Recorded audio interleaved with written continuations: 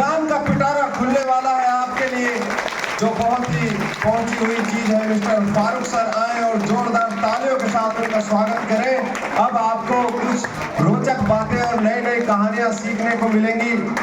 Mister Farooq sir कृपया ध्यान से सुने, एक भी वर्ड को मिस ना करें आप लोग।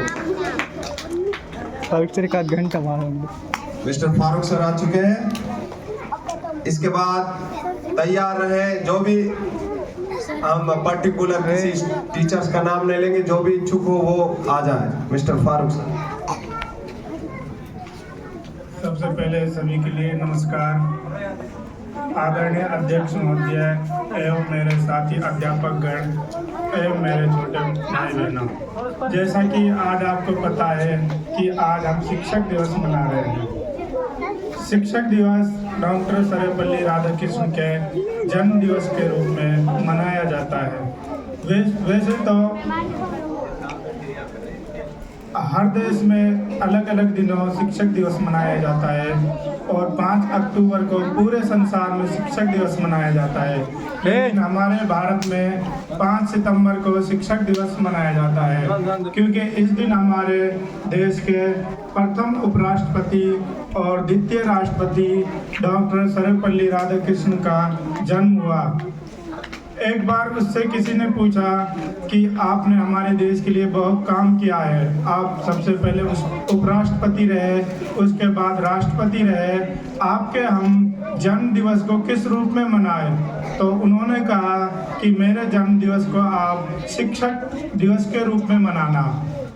उसके बाद डॉक्टर सर्वपल्ली राधाकृष्णन ने शिक्षकों के बारे में एक प्रसिद्ध कहावत कही है। वो इस प्रकार है कि समाज में जो वकील होता है, वकील की जो कमियां होती है वो फाइलों में दब जाती है।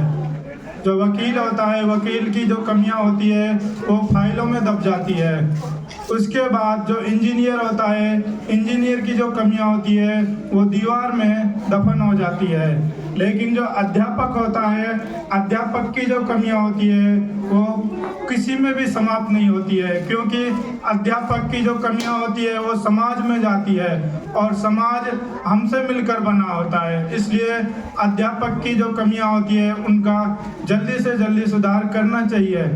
हर विद्यार्थी के जीवन में बहुत से अध्यापक आते हैं, पहली से लेकर अपनी पूरी पढ़ाई तक वह भिन्न भिन्न अलग अलग मास्टरों से पढ़ता है और उसकी ज़िंदगी में कोई ना कोई फेवरेट टीचर होता है।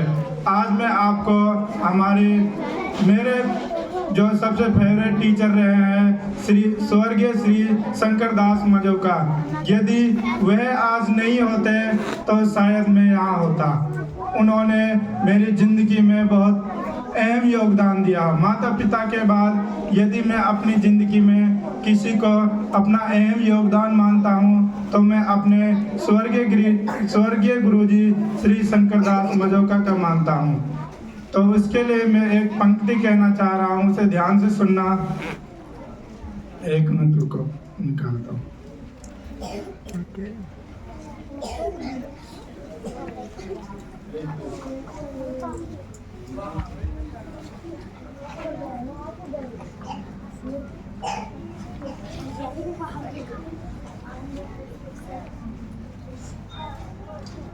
हमारे सभी अध्यापकों के लिए और मेरे सबसे फेवरेट स्वर्गीय गुरुजी श्री शंकर दास मजोका के लिए मैं एक पंक्ति सुनाना चाह रहा हूँ। सभी बच्चे ध्यान से सुने।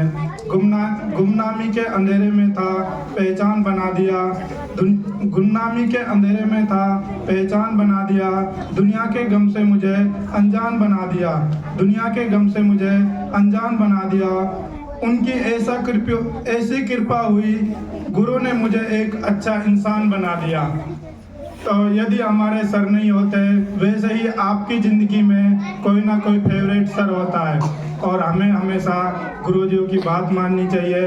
रविंद्रनाथ टैगोर ने कहा है कि शिक्षक और सड़क, रविंद्रनाथ टैगोर ने शिक्षक के लिए कहा है कि शिक्षक और सड़क दोनों एक समान है। शिक्षक और सड़क दोनों एक समान है। स्वयं वहीं पर रहते हैं, लेकिन दूसरों को उनकी मंजिल तक पहुंचा देते हैं। स्वयं वहीं पर रहते हैं और दूसरों को उनकी मंजिल तक पहुंचा देते हैं। जिस प्रकार सड़क वहीं पर रहती है लेकिन सड़क पर चलने वाला व्यक्ति अपनी मंजिल पर पहुंच जाता है, उसी प्रकार जो शिक्षक होता है, शिक्षक स्वयं तो वहीं पर रहता है लेकिन जो जिन बच्चों को पढ़ाता है उन्हीं में से कोई कभी ना कभी इंजीनियर बनता है, कोई डॉक्टर बनता है। चाहे कोई व्यक्ति कितना ही बड़ा व्यक्ति बन जाए, कितना ही बड़ा व्यक्ति बन जाए, लेकिन उसका कोई ना कोई गुरु तो होता है। और गुरु सिर्फ यही नहीं होते हैं जो हमको पढ़ाते हैं, गुरु वह होता है जिनसे हमको कुछ ना कुछ सीखने को मिलता है।